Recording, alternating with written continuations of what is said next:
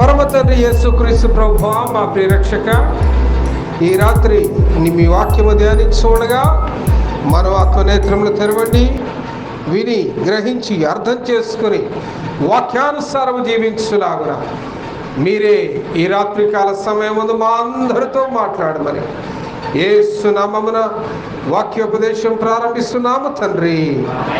ఆమేన్, ఆమేన్.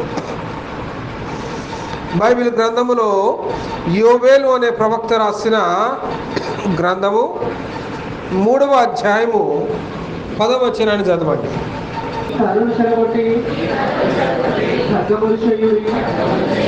మీ పోటకత్తులు చెడగొట్టి ఈటలు చేయుడి. బలహీనుడు నేను బలాఢ్యుడను అనుకొనవలెను. హల్లెలూయా.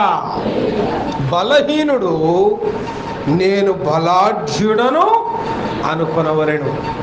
ఈరోజు మనము ధ్యానించే అంశమే నేను బలాఢ్యుడను.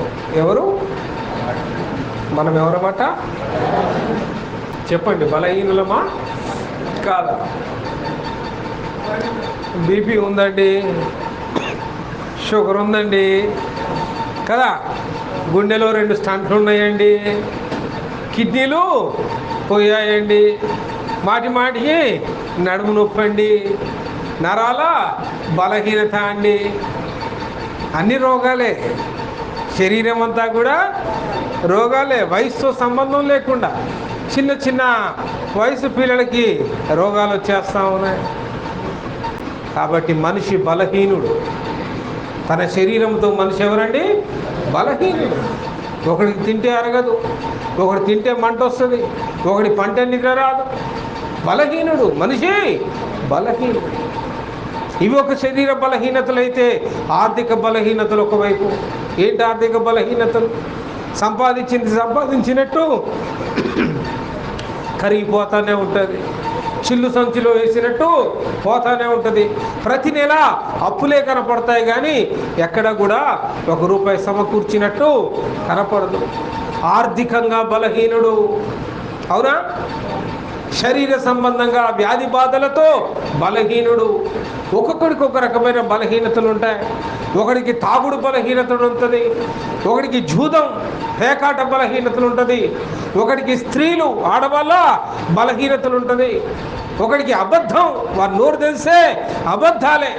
ఎందుకు అబద్ధం ఆడడం కూడా అర్థం కాదు, ఆడుతూనే ఉంటాడు. వాడికి అదొక బలహీనత. రకరకాల బలహీనతల చేత మానవుడు దినదినం ఏమైపోతా ఉన్నాడు? నశించుతూ ఉన్నాడు. చాలామంది క్రైస్తవులకు బలహీనత ఉంది. ఏంటా బలహీనత? ప్రార్థన చేయరు. పేరుకు మాత్రమే క్రైస్తవులు, వాక్యం చదవరు. పేరుకు మాత్రమే క్రైస్తవులు, ఉపవాసం ఉండరు. పేరుకు మాత్రమే క్రైస్తవులు. నిద్రగాయరు, ఆల్రెడీ చేయలేరు. నిద్రగాయలే మేమంటారు. పేరుకు మాత్రమే క్రైస్తవులు. బాధ్యతగా వ్యవహరించరు. ఫలానా చోట సువార్త ఉంది అంటే రాలేరు, ఫలానా చోట ఫలానా కార్యక్రమం ఉందంటే రాలేరు. బాధ్యతగా వ్యవహరించరు. రకరకాల బలహీనతలు ఉంటాయి ప్రియులారా. ఎందుకంటే మనం మనుషులు. నరుడు బలహీనుడు. నరుడు ఏమిటండి? అయితే నేను బలహీనుడను కదా అని నువ్వు కృంగిపోవద్దంటాడు ప్రవక్త అయిన యోవేలు. ఆనాటి సర్వ సమాజాన్ని హెచ్చరిస్తూ ఉన్నాడు. ఎందుకంటే పరిస్థితులు మనల్ని ఏం చేస్తాయి? బలహీనపరుస్తాయి. కుటుంబంలో కొన్నిసార్లు గొడవలు, కుటుంబంలో కొన్నిసార్లు సమస్యలు, కుటుంబంలో కొన్నిసార్లు విభేదాలు, సంఘములో కొన్నిసార్లు సమస్యలు, సంఘములో కొన్నిసార్లు విభేదాలు బలవంతుణ్ణి కూడా ఏం చేస్తాయి? బలహీనుడిగా మారుస్తాయి. అందుకే ఆయన ఏమంటాడంటే 10వ వచనంలో, మీ కర్రలు చెడగొట్టి ఖడ్గములుగా మార్చండి. అంటే ఇప్పుడు బతుకుతున్న నీ జీవితాన్ని ఇప్పుడు ఏం చేసుకోవాలి? నువ్వు మార్చే సమయం వచ్చింది. హల్లెలూయా. మీ పోటకత్తులు చెడగొట్టి ఈటెలుగా చేయుడి. ఆమేన్. ఇట్లాంటి పద్ధతి ఉండొద్దు. నీ పద్ధతి మారాలి. నీ ఆత్మీయ జీవితం మారాలి, నీ ప్రార్థనా జీవితం మారాలి, నీ విశ్వాస జీవితం మారాలి. నీవు మార్చుకుంటేనే ఇప్పుడు ఏమవుతావు? ప్రతి బలహీనుడు కూడా ఈ బీపీ చేయబట్టి ఇట్లుంది, ఈ మోకాలు నొప్పులు చేయబట్టి ఇట్లుంది, ఈ వ్యాధి చేయబట్టి ఇట్లుంది, మా ఇంట్లో ఈ సమస్యలు చేయబట్టి ఇట్లున్నాయి అనుకునే ప్రతి బలహీనుడు కూడా ఇప్పుడు ఎలా తయారు కావాలట? ఎలా తయారు కావాలట? నేను బలాఢ్యుడను. Hallelujah! In the name of Jesus I am strong. యేసు నామములో నేను బలాఢ్యుడను. ఆ సాక్ష్యం మనకు రావాలంటాడు. యోవేలు ఆ రీతిగా ఆనాటి సంఘమును పురికొల్పుతూ ఉన్నాడు. ఆనాటి సంఘాన్ని యోవేలు హెచ్చరించి లేవనెత్తుతూ ఉన్నాడు. మరి బైబిల్లో యేసు క్రీస్తును నమ్ముకున్న వారు, దేవుని మీద ఆధారపడ్డ బలహీనులు మరి ఏ రీతిగా బలవంతులుగా మార్చబడ్డారు అనేది ఈ రాత్రి మనము దేవుని వాక్యము ద్వారా ధ్యానిద్దాం. నిర్గమకాండములో 15వ అధ్యాయము 2వ వచనాన్ని మనం గమనిస్తే ఇక్కడ ఒక చక్కటి మాట రాయబడి ఉంటుంది చూడండి. యెహోవాయే నా బలము, నా గానము, ఆయన నాకు రక్షణ ఆయను. హల్లెలూయా! మోషే పలుకుతున్నాడు ఇక్కడ, యెహోవాయే నా బలము. నేను బలాఢ్యుడను అనుకునేవాడు ఇప్పుడు ఆ బలం ఎక్కడి నుండి వచ్చిందట? ఎక్కడి నుండి వచ్చిందట? దేవుని నుండి వచ్చింది. యెహోవాయే నా బలము. నిజానికి మోషే చాలా బలహీనుడు కదండి. అగ్ని యొక్క పొదలో నుంచి దేవుడు మోషేతో మాట్లాడినప్పుడు, నీ వెళ్ళి ఫరో రాజు ముందు నిలబడు, నేను ఇజ్రాయేలును విడిపిస్తాను, వారి విడుదల కోసమై నిన్ను ఒక నాయకుడిగా ఎన్నుకున్నానంటే మోషే తొందరపడిపోతాడు, భయపడిపోతాడు. అయ్యా, మాట సరిగా లేని మాట మాంద్యుడను, నేను నత్తివాడను, రాజు ముందు నిలబడి నేను మాట్లాడలేను. అదే రాజ్యంలో ఒక ఐగుప్తీయుని చంపినందున వారు నన్ను చంపవెతుకుతూ ఉండగా ప్రాణము కాపాడుకోవడం కోసం మిద్యాను అరణ్యమునకు పారిపోయిన వాడు. 40 సంవత్సరాలు పారిపోయి బతికాడు ఇక్కడ కదా. ఏ రాజ్యములో అయితే ఏ రాజ్యం యొక్క వ్యక్తిని ఆయన చంపాడో ఇప్పుడు అదే రాజు ముందు నిలబడి నా ప్రజలను పోనిమ్ము అని నిలబడి అడగాల. ఇది ఇప్పుడు సాధ్యమా? ఎంత భయంతో కూడిన పని, ఎంత కష్టంతో కూడిన పని. అందుకే మోషే ఏమంటున్నాడు, అయ్యా నేను మాట మాంచడను, ఐ కాంట్ డూ ఎనీథింగ్. ఎప్పుడైతే మోషే నేను బలహీనుడను సమర్పించుకున్నాడో దేవుడు మోషే నిలబడి బలపరిచాడు. ఎలాంటి బలమైన కార్యాలు చేశాడు? 10 తెగుళ్ళు, అద్భుతమైన తెగుళ్ళు. ఇప్పటికీ చరిత్రలో గొప్ప తెగుళ్ళు. అవునా? ఐగుప్తు తెగుళ్ళు బైబిల్లో చదవండి. 10 అద్భుతమైన తెగుళ్ళు, ఇప్పటికీ ఎవరు చేయలేనిది. గొప్ప గొప్ప కార్యాలు ఎవరి ద్వారా చేయించాడు? బలహీనుడైన మోషే ద్వారా. ఎవరు చేయించారు? బలవంతుడైన దేవుడు చేయించాడు, యెహోవా దేవుడు. అందుకే ఏమంటున్నాడు? నా బలము యెహోవాయే. మోషే ఏమని సాక్ష్యం ఇస్తున్నాడు? నా బలము యెహోవాయే. హల్లెలూయా! కర్ర చేస్తే సముద్రం 2 పాయలైంది. సముద్రాన్ని 2 పాయలు చేయాలంటే ఎంత ఫోర్స్ కావాలా? ఎంత మరి ఇండస్ట్రియల్ వర్క్ కావాలా? ఎంతమంది ఇంజనీర్స్ దానికి ప్లాన్ చేయాలా కదండి. ఒక్కొక్కసారి మనం సముద్రంలో కట్టే బ్రిడ్జిలు, నీళ్ళల్లో కట్టే బ్రిడ్జిలు మనం చూస్తూ ఉంటాం. ఎన్ని రోజులు పనిచేస్తారు? ఎంతమంది ఇంజనీర్లు పనిచేస్తారు? అలాంటిది సముద్రాన్ని 2 పాయలుగా చీల్చి మరి ఆ నీటిని నిలబెట్టడం అంటే అది ఎంత బలవంతుడు చేయాలండి. అందుకంటే బలహీనుడైన మోషేని బలవంతుడైన యెహోవా నిలబెట్టాడు. అందుకే ఇప్పుడు మోషే ఏమంటున్నాడు? యెహోవాయే నా బలం. ఆమేన్. అందుకే రేపు మన సాక్ష్యం ఎలా ఉండాలి? నేను బలాఢ్యుడను. ఎట్లా?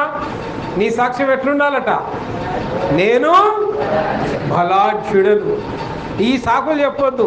అన్నీ ఉంటాయి, బీపీలు ఉంటాయి, షుగర్లు ఉంటాయి, మోకాలు నొప్పులు ఉంటాయి, కిడ్నీ అన్నాక రాళ్ళు వస్తాయి, వెన్నుపూస అన్నాక అరుగుతాయి, బొక్కలు అన్నాక అరుగుతాయి, నరాలు అన్నాక ఉబ్బుతాయి. అర్థమైందా? తలన్నాక నొస్తుంది, గుండె అన్నాక సంటు పడుతుంది. ఈ అన్నిటికీ సాకులు చెప్పొద్దు. అన్ని రోగాలకు మనం రీజన్స్ పెట్టుకొని మంచిగా ఉన్నప్పుడు నేను వచ్చిందిలే, కానీ ఇప్పుడు ఈ రోగం వచ్చింది కాబట్టి ప్రార్థన రావట్లే, ఈ రోగం వచ్చింది కాబట్టి సువార్త రావట్లే. నిన్ను నువ్వు బలహీనుడిగా మార్చుకోబాకు. వాక్యము చెప్తూ ఉన్నది, ప్రతి బలహీనుడు కూడా ఏమనుకోవాలట? నేను బలాఢ్యుడని అనుకోవాలి. ఆమేన్. ఆ బలం ఎవరిస్తారు? యెహోవాయే. మోషే అంటున్నాడు, యెహోవాయే. ద్వితీయోపదేశకాండం 31వ అధ్యాయం 6వ వచనం చూడండి. చూసి దిగులు పడకుడి, నీతో కూడా వచ్చేవాడు నీ దేవుడైన యెహోవాయే. ఆయన నిన్ను విడువడు, నిన్నెన్నడూ ఎడబాయడు. హల్లెలూయా. భయపడకుడి, దిగులు పడకుడి, నీతో వచ్చువాడు నీ యెహోవా. ఆమేన్. యోర్దాన్ వరకు మోషే నడిపించాడు ఇశ్రాయేలుని. యోర్దాన్ వరకు నడిపించాడు. దేవుడు మోషేకి ఆజ్ఞాపించాడు, నువ్వు యోర్దాన్ దాటకూడదు. యోర్దాన్ తర్వాత వేరే నాయకుడిని నడిపిస్తాడు, వేరే నాయకుడిని నిలబెట్టుకుంటా. నీ శిష్యుడైన యెహోషువను అభిషేకించు. యెహోషువ నాయకత్వంలో వాళ్ళు అక్కడి నుంచి కానానికి వెళ్తారు. యోర్దాన్ వరకు నీ బార్డర్. యోర్దాన్ వచ్చింది, యోర్దాన్ దగ్గర అందరూ కూర్చున్నారు. ఇజ్రాయేల్ సర్వ సమాజానికి మోషే ఆజ్ఞాపిస్తూ ఉన్నాడు, ఏమని? మీ ముందు పరిస్థితులు ఎదురవుతాయి, సమస్యలు ఎదురవుతాయి, ఎరికో లాంటి గోడలు అడ్డంగా వస్తారు, అనేక మంది శత్రు సైన్యాలు మీ మీద దండెత్తుతారు. అయితే భయపడకము, దిగులు పడకము, నీతో వచ్చువాడు యెహోవాయే. హల్లెలూయా.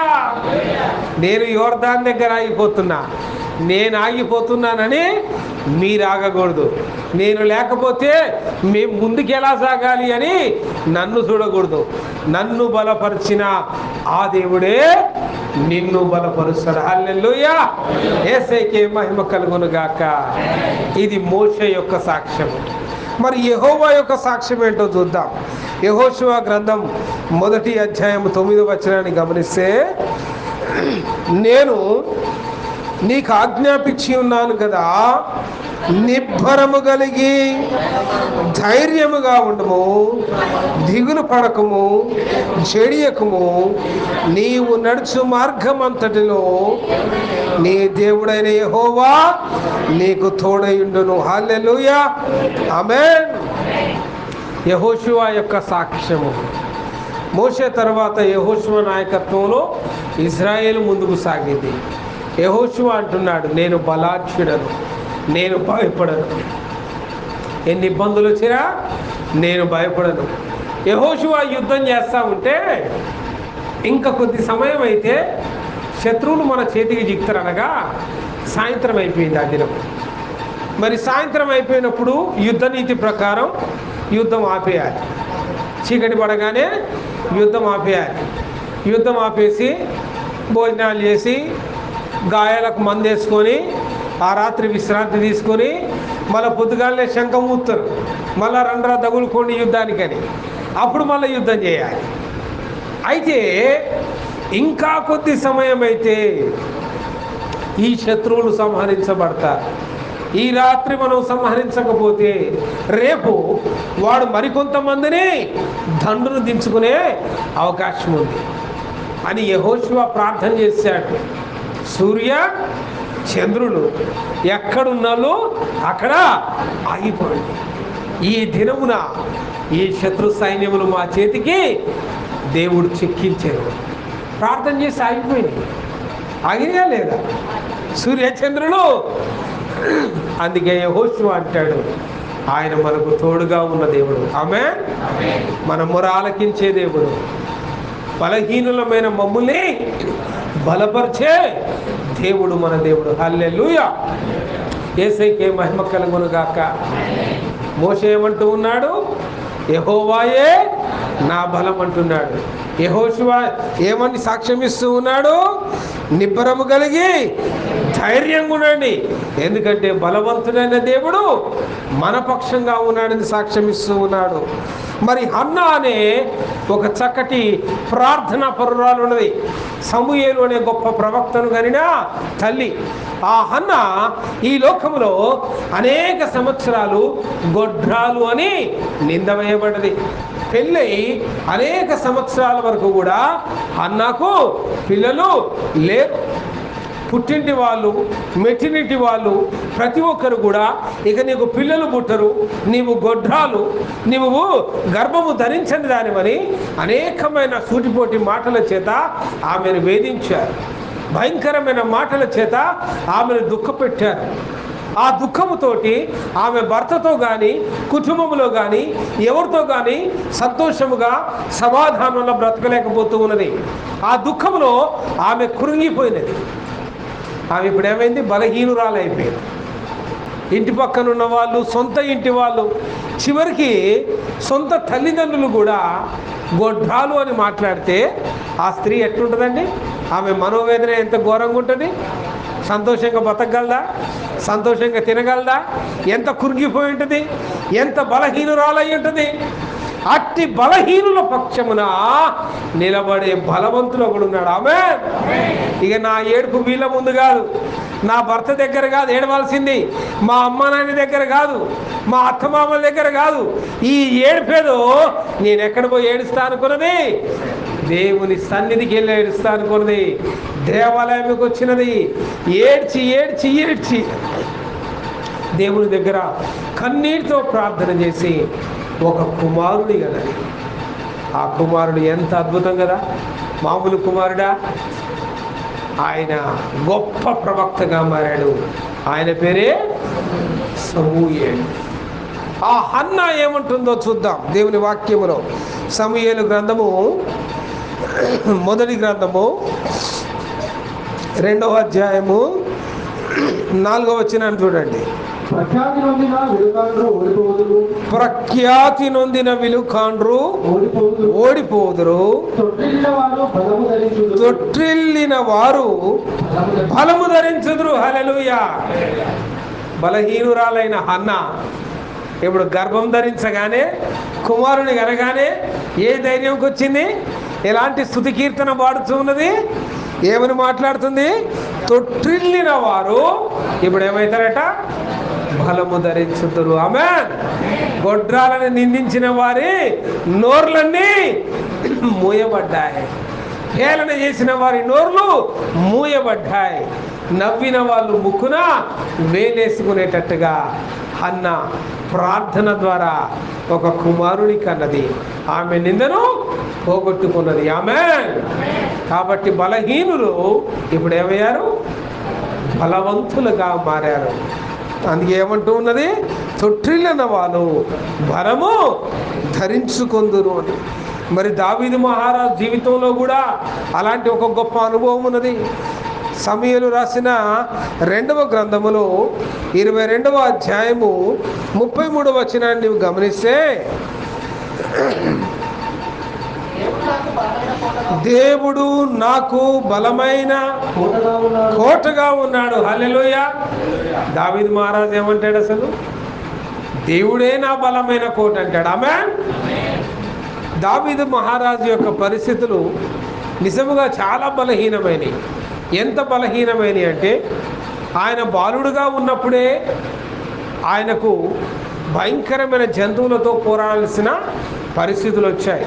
ఆయన ఒక గొర్రెల కాపరిగా గొర్రెల మందను తీసుకొని అడవికి వెళ్ళేవాడు.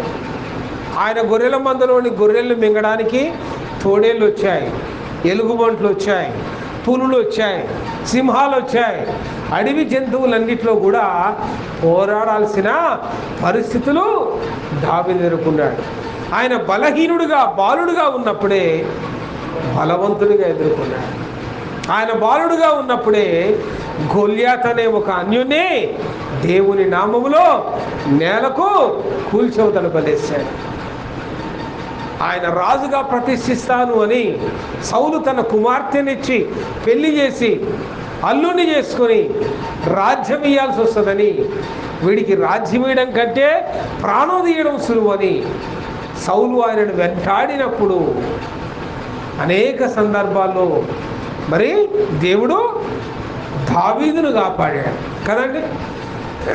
ప్రాణభయంతో ఏడ దాక్కునేటోడట, సింహాల గుహలలో దాక్కునేటోడట, అవునా? మరి అరణ్యంలో దాక్కునేవాడు, అరణ్యంలో క్రూర మృగాలు మధ్యలో దాక్కునేవాడు. అంటే రాజు చేతిలో పడుట కంటే క్రూర మృగాల చేతుల్లో పడుట మేలని ప్రయాణం చేశాడు.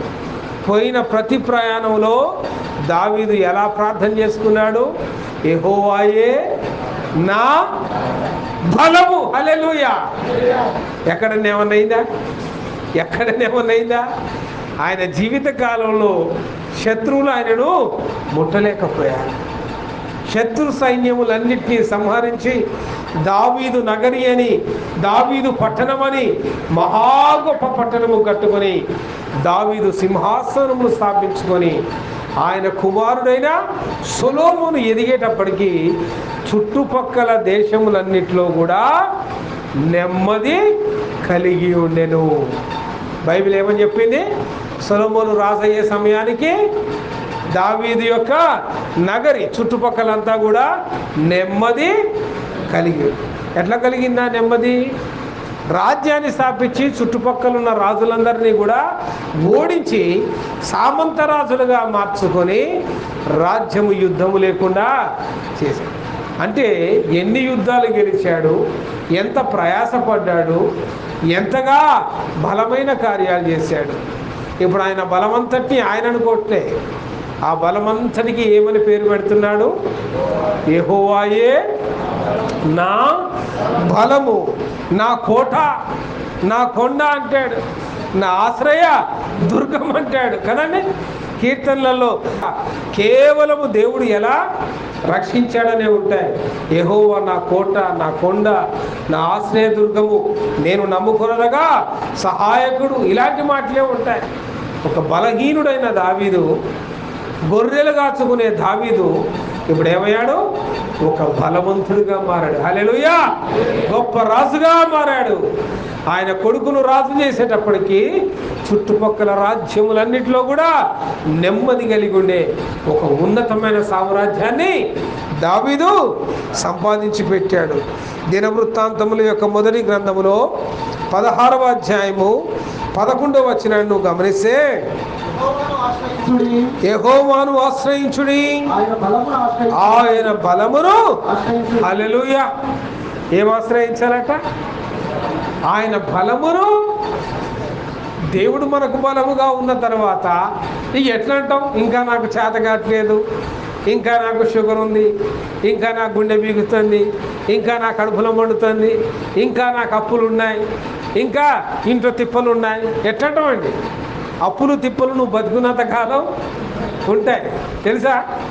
అప్పులు ఉంటాయి, తిప్పులు ఉంటాయి. ఉంటాయా ఉండవా? నాకు తిప్పలేవి లేవంటే అంటే అసలు నువ్వు బతకట్లేదని అర్థం. నాకు అప్పులేవి లేవంటే అసలు నువ్వు ఎదగట్లేదని అర్థం. ఎదిగే ప్రతి ఒక్కడు అప్పు ఉంటుంది. ఎందుకంటే ఆర్థికంగా ఎదిగేవాడు ఏం చేస్తాడు? ఒక ప్రాజెక్టు మీద ఒక ప్రాజెక్టు, ఏ స్థలం లేదు, పట్రా ఫ్లాట్ కొనుక్కుందాం అనుకుంటాడు, పడా ఇల్లు కట్టుదాం అనుకుంటాడు, పట్టొక వ్యాపారం పెడదాం అనుకుంటాడు. ఒకటి కలిసి వస్తుంది, ఒకటి బెడిసి కొడుతుంది, అంతే కదా. అన్నీ మన చేతుల్లో ఉండవుగా. 10 లక్షల్లో కడదాం అనుకున్న ఇల్లు 15 లక్షలు అవుతుంది. వీడి దగ్గర 10 ఉంటుంది, ఇంకో 5 అప్పు చేస్తాడు. అప్పు చేసినందుకు ఇప్పుడు ఏమొస్తాయి? తిప్పలు వస్తాయి కదా. తిప్పలు వచ్చినా కూడా వాడు ఏం చేస్తాడు? ఎదుగుతాడు. హల్లెలూయా. ఎవడైనా నాకు తిప్పలు వచ్చినాయి, అప్పులు వచ్చినాయి అంటే దేవుడు నిన్ను ఆశీర్వదిస్తున్నానని అర్థం. ఆమేన్. యేసుకే మహిమ కలుగును గాక. నువ్వు దినదినము అభివృద్ధిలోకి వస్తున్నావని అర్థం. హల్లెలూయా. కాబట్టి మనిషి యొక్క జీవితంలో శరీరం ఉన్నన్ని రోజులు శరీరానికి రోగాలు, వ్యాధులు, బాధలు ఉంటాయి. అర్థమైందా? డబ్బుతోటి పని సమాజంలో. కాబట్టి ఆర్థికంగా అప్ అండ్ డౌన్స్, ఇబ్బందులు ఉంటాయి. తర్వాత తిప్పలు అంటే ఏంది? బంధువులతో సంబంధాలు. మనం సమాజంలో ఉంటున్నాం, ఏకాకులం కాదు. మానవుడు సంఘజీవి. మానవుడు ఎవరండి? సంఘజీవి. సంఘజీవి అంటే నేను ఒక్కనే బతుకుతా కాదు, అమ్మ కావాలి, నాన్న కావాలి, అక్క చెల్లెళ్ళు ఉంటారు, అన్నదమ్ములు ఉంటారు, బాబాయ్ పిల్లలు ఉంటారు, పెద్దనాన్న పిల్లలు ఉంటారు, మేనత్త పిల్లలు ఉంటారు, మేనమామ పిల్లలు ఉంటారు, కట్టుకున్నోళ్ళు ఉంటారు, కట్టుకున్నోడు ఉంటాడు, ఇద్దామనుకున్న పిల్లని చేసుకోనున్నోడు ఉంటాడు, చేసుకున్నోడు ఉంటాడు. ఇంతమందిని బ్యాలెన్స్ చేసుకోవడానికి అర్థమైందా? వాడితో ఒక మాట పడాలి, వీడితో ఒక మాట పడాలి, నలుగురితో 4 మాటలు పడాలి, అవసరమైతే నలుగురిని 4 మాటలు అనాలి, నలుగురిని మెప్పించుకోవాలి, నలుగురిని తిప్పలు కాదు ఇవన్నీ. ఎందుకంటే నరుడు సంఘ జీవి. సమాజంలో బతుకుతున్నాం మనం. అర్థమైందా ప్రియులారా? సమాజంలో ఉన్నాం కాబట్టి గేదెలకి లేవు, పశువులకి ఏం లేవు. మేనమామని పిలవాలా, నా హౌస్ ఓపెనింగ్కి మా మేనత్తకు చీర పెట్టాలా, ఉంటాయా? పశువు అసలు ఇల్లు కడుతుందా? నువ్వు కొట్టమెత్తే దాంట్లో ఉంటుంది. కాబట్టి వాటికి తిప్పలు ఉండవు. అర్థమైందా? కానీ నరుడికి తిప్పలు ఉంటాయి, మనుషులకు తిప్పలు ఉంటాయి. కష్టపడి కొడుకు పెళ్లి చేస్తావు, బిడ్డకు పెళ్లి చేస్తావు, అత్తమామలు ఎట్లాంటి వాళ్ళో తెలియదు, కొడుకు వచ్చిన మరి భార్య ఎట్లాంటిదో తెలియదు కదా, మంచిదా తెలియదు, కంత్రీదా తెలియదు, అడ్జస్ట్ అయ్యేదా తెలియదు, అడ్జస్ట్ కాదా తెలియదు. ఆ అడ్జస్ట్ కావడం కోసం నువ్వు కూడా తిప్పలు పడాలి. ఇప్పుడు నీ కొడుకు పెళ్లి చేసినావు, కొడుకు ఫ్యామిలీ మంచిగా లేదు, నువ్వు సుఖంగా పడుకోగలవా? వాడు దత్తలు లేరా, పెట్టు నాటుకోడి పోయి అంటాడా? అనలేడుగా. కొడుకు ఏడుస్తూ ఉంటే కొడుకుతో పాటు కొడుకు యొక్క తల్లిదండ్రులు కూడా దుఃఖపడతారు. కొడుకు వచ్చి ఇంట్లో ఉన్నాడు, నా భార్య ఇష్టన్నది, బిడ్డ వచ్చి ఇంట్లో ఉన్నది, మరి నా అల్లుడు ఇట్లాంటి వాడు, అప్పుడు ఆ తల్లిదండ్రులకు ఎంత ఉంటుంది వేదన? అది అడ్జస్ట్ అయ్యే వరకు, ఆ సమస్య పోయేంత వరకు, ఇది పోయింది సరిపోయిందా, ఇంకోటి వస్తుంది, ఇది దాని తర్వాత ఇంకోటి వస్తుంది. మనిషి జీవితం అంతా కూడా అప్పులతోనూ, తిప్పలతోనూ, వ్యాధి బాధలతోనూ నిండుంటాయి. అయితే ఇలాంటి వాటికి నువ్వు కృంగిపోయి నేను బలహీనను అనుకోవద్దు. ప్రతిసారి కూడా దేవుని వాక్యం నీకు సెలవిస్తుంది, బలవంతుడైన దేవుడు నీతో ఉన్నాడు, నేను బలాఢ్యుడను. హల్లెలూయా! అప్పయిందా? సంతోషపడు. నేను బలాఢ్యుడను, అది తీర్చగలను. ఆమేన్. వ్యాధి బాధలు వచ్చాయా? సంతోషపడు. నేను బలాఢ్యుడను, బలవంతుడైన దేవుడు నాకు ఈ సమస్య నుంచి నన్ను తీర్చగలడు. ప్రతి దాంట్లో కూడా నేను బలాఢ్యుడను. ఆ సాక్ష్యం నేను కాపాడుతాను. ఆసారాజు కాలంలో ఒక సమస్య వచ్చింది. దినవృత్తాంతముల 2వ గ్రంథము 14వ అధ్యాయము 11వ వచనాన్ని మీరు గమనిస్తే, ఆసారాజు కాలంలో ఆసా తన దేవుడైన యెహోవాకు మొరపెట్టి, యెహోవా విస్తారమైన సైన్యము చేతిలో ఓడిపోకుండా బలము లేని వారికి సహాయము చేయుటకు నీకన్నా ఎవరునూ లేరు. మా దేవా యెహోవా మాకు సహాయము చేయుము, నిన్నే నమ్ముకొని ఉన్నాను, నీ నామమును బట్టియే ఈ సైన్యమును ఎదిరించుటకు బయలుదేరుచున్నాము. ప్రార్థన చేస్తా ఉన్నాడు ఆసారాజు భయపడే అంత పెద్ద సైన్యమే నుండి వచ్చింది. అసలు ఎలాంటి సైన్యం? పైనున్న వచనాల్లో చదవండి, 9వ వచనంలో అనుకుంటా, వాళ్ళు అసలు ఎవరు, ఎంతమంది అనేది రాయబడి ఉంటుంది. చూడండి. కుషీయుడైన జెరాహు వారి మీద దండెత్తి 1000 సైన్యంతో దండెత్తాడు. ఎవరి మీద? ఆసారాజు మీద. అర్థమైందండి? ఆసారాజు అంటే దేవుని బిడ్డలు, దేవుని ప్రజలు, ఇజ్రాయేలు సంతానం. ఆసారాజు ఇజ్రాయేలు, ఆయనకున్నది కొంత సైన్యం. అయితే ఈయన మీద అన్యరాజులు దండెత్తాడు. కూషు దేశం రాజా, కూషీయుడైన జెరాహు అనే రాజు ఎంత సైన్యంతో వచ్చాడట? 1000 సైన్యం. అంటే ఎంతో తెలుసా? 1000 అంటే 1000లో 3 సున్నాలు, 1000లో 3 సున్నాలు, 3 3 6 సున్నాలు కలిపితే ఎంత? 10 లక్షల సైన్యం. ఎంతమందితో వచ్చాడండి? ఇజ్రాయేల్ మొత్తం కలిపితే 3 లక్షలు ఉన్నారు ఆడ. యుద్ధ వీరులు పక్కన పెట్టు, మొత్తం కలిపితే ఆడ సంగతి. ఇప్పుడు ఎంతమంది వచ్చారు ఆడికి? వీళ్ళ మీద దండెత్తి 10 లక్షల సైన్యముతోనూ 3000 రథములతోనూ దండెత్తి రాగా ఆసారాజు ధైర్యంగా ప్రార్థన చేస్తున్నాడు. విస్తారమైన సైన్యము చేతిలో ఓడిపోకుండా బలము లేని వారికి హల్లెలూయా. ఎప్పుడు బలహీనుడునో అప్పుడే ఆమేన్. మరి గెలిచిండ్రా? ఈ ప్రార్థన దేవుడు విన్నాడా? చూడండి, ముందుకు చదవండి 12వ వచనమా. యెహోవా ఆ కూషీయులను అసహాయులను యూదావారి ఎదుటను నిలవక వారిని కొట్టినందున వారు పారిపోయి. హల్లెలూయా. 10 లక్షల సైన్యం ఏమైంది? పారిపోయింది. నిలవలేకపోయారు వీళ్ళ ముందు. బలవంతుడైన దేవుడు బలహీనుడైన ఆసారాజు పక్షమున నిలబడ్డాడు. ఆసాను బలపరిచాడు. ఆమేన్. ఒక ప్రార్థన బలహీనుని ఎలా మార్చింది? బలాఢ్యుడిగా మార్చింది. కాబట్టి నేను బలాఢ్యుడను. ప్రతి క్రైస్తవుడు ధైర్యంగా చెప్పగలిగిన మాట ఏమని చెప్పాలి? కృంగిపోవద్దు, పరిస్థితులకు కృంగిపోవద్దు, పరిస్థితులకు బాధపడొద్దు, పరిస్థితులకు దిగజారిపోకూడదు. అదే చెప్తున్నాను. వ్యాధులుంటాయి, బాధలుంటాయి, అప్పులుంటాయి, తిప్పులుంటాయి. ఎక్కడ కూడా నేను బలహీనుడును, నా వల్ల కాదు, ఇక అయిపోయింది, ఇట్లాంటి మాటలు అన్యులు మాట్లాడినట్టుగా నీ నోట ఎట్టి పరిస్థితిలో రాకూడదు. ప్రతి బలహీనుడు కూడా నోరు తెరిచి ధైర్యంగా బలకల్పాల్సిన మాట ఏంటట? నేను బలాఢ్యుడను, యెహోవాయే యెహోవాయే నా బలము. ఆమేన్. నెహెమ్యా కాలంలో జరిగిన ఒక సంఘటన చూద్దాం. నెహెమ్యా ఏమని సాక్ష్యం ఇస్తూ ఉన్నాడో 8వ అధ్యాయము 10వ వచనాన్ని గమనించండి.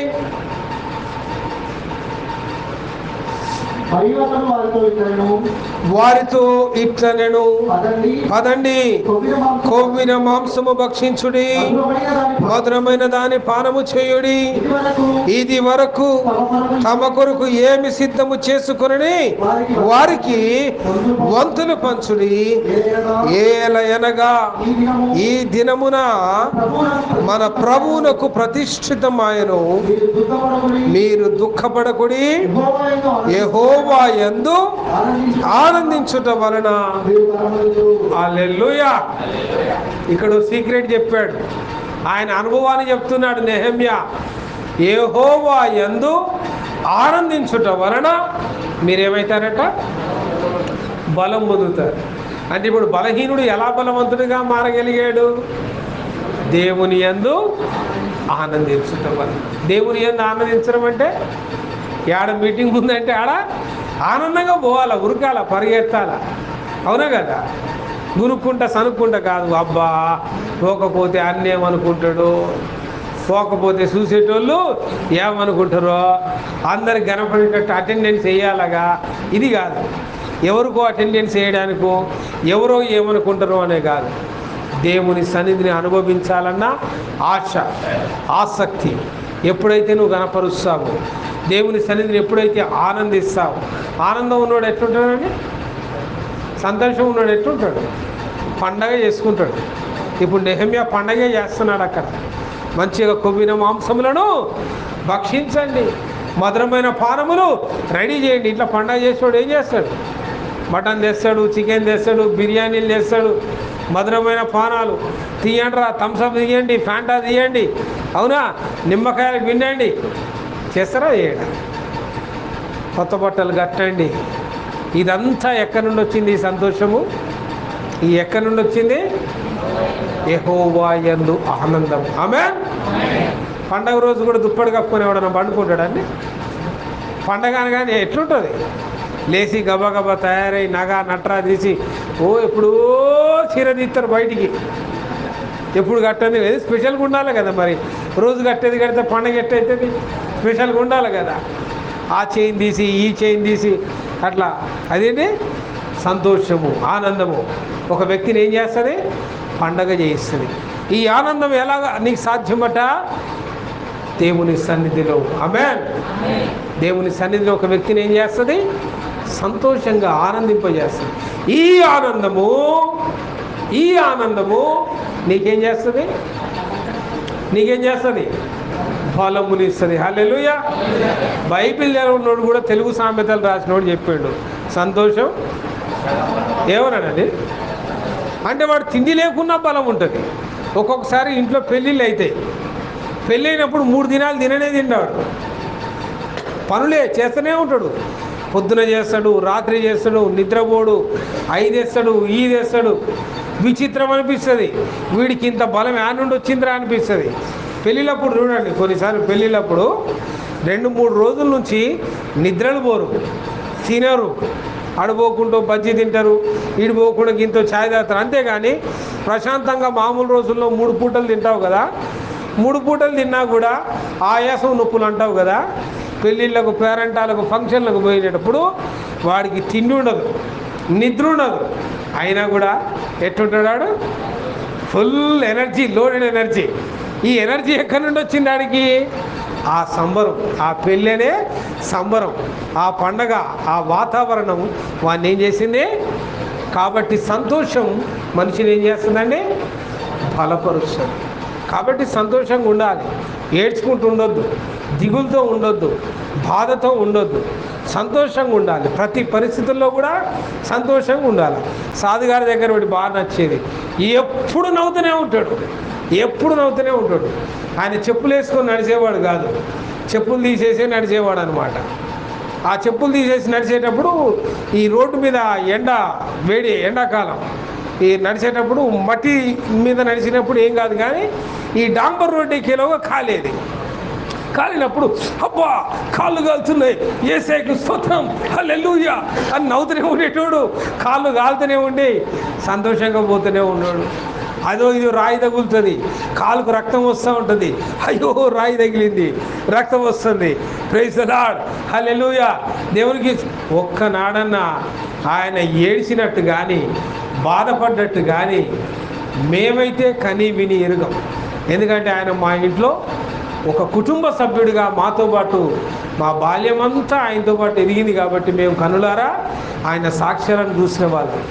ఏనాడు కూడా ఆయన కన్నీరు గార్చినట్టు, ఏనాడు బాధపడ్డట్టు, ఏనాడు వస్తాయి. ఆయన మనిషే, ఆయన కూడా వ్యాధి బాధలు వస్తాయి. ఆయన మనిషే, ఆయనకు ఆర్థిక ఇబ్బందులు వస్తాయి, సమస్యలు వస్తాయి. ప్రతిదీ కూడా నవ్వుతో జయించేవాడు. ఆనందించుడి మరలా చెప్పుదును. ఆనందం గారు ఉన్నారా? ఆనందించుడి మరలా చెప్పుదును, ప్రభువునందు ఆనందించుడి. ఆ ఆనందం, ఆ సంతోషం మనల్ని ఏం చేస్తుందట? బలవంతునిగా మారుస్తుంది. యెషయా అంటాడు కదా, ఆయన రాసిన గ్రంథంలో 40వ అధ్యాయం 31వ వచనాన్ని గమనిస్తే, యెహోవా కొరకు ఎదురు చూచువారు హల్లెలూయా. ఈ నూతన బలం ఎట్లుంటుందట?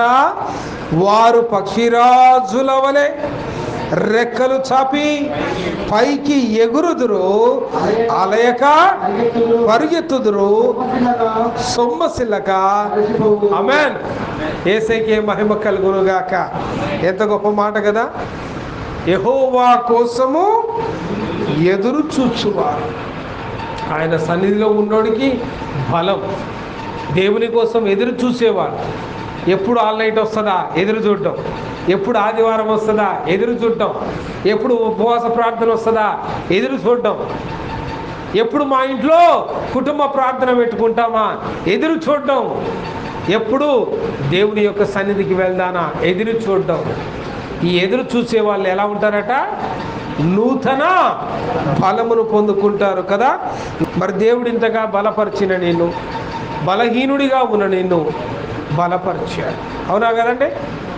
బలహీనుడిగా ఉన్న నిన్ను ఏం చేశాడు? ఇప్పుడు ఒక బలాఢ్యుడిగా మార్చాడు.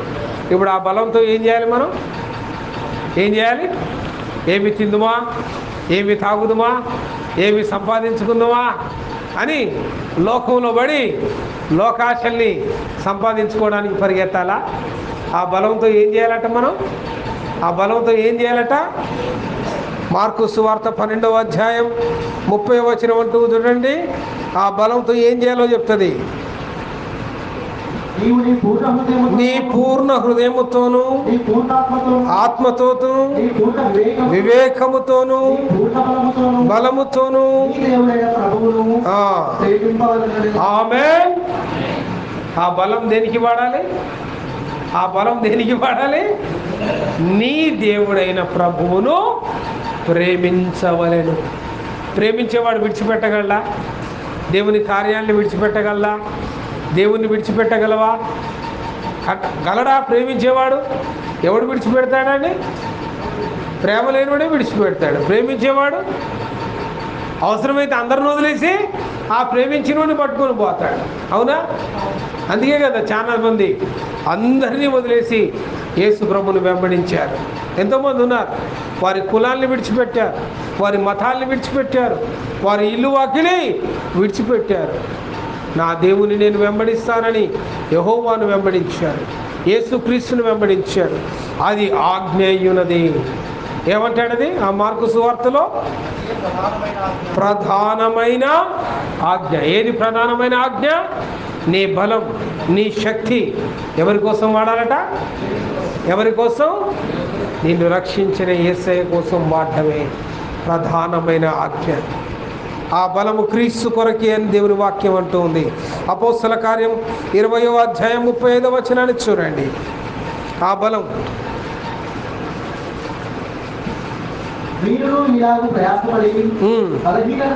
బలహీనులను సంరక్షించవలనని పుచ్చుకొనుట కంటే ఇచ్చుట ధన్యమని